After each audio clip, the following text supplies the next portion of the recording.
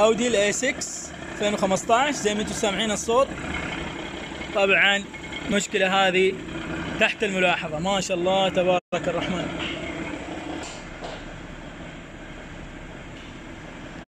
ما شاء الله تبارك الله، الاودي الاي 6 شغالين عليه ونزلنا الجير زي ما انتم شايفين. الله تبارك الله.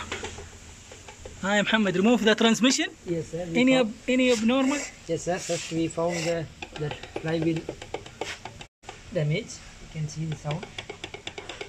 زي ما انتم شايفين هذه تقريبا مشكلة And you الطقطقة، can see it's rotate. خارج من مكانه.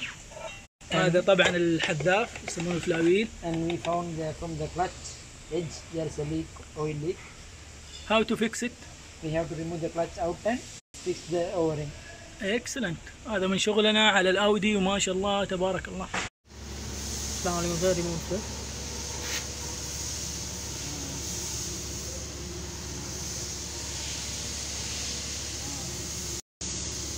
The clutch chip, sir. No sound coming. Smoothly working. And the axle smoothly working, and 3 bolt. Tighten and check.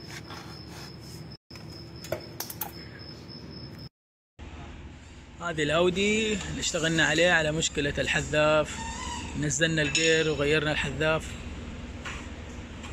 ما شاء الله تبارك الله. الان تتذكروا الصوت قبل، شوف الان شغل يا محمد ستارت.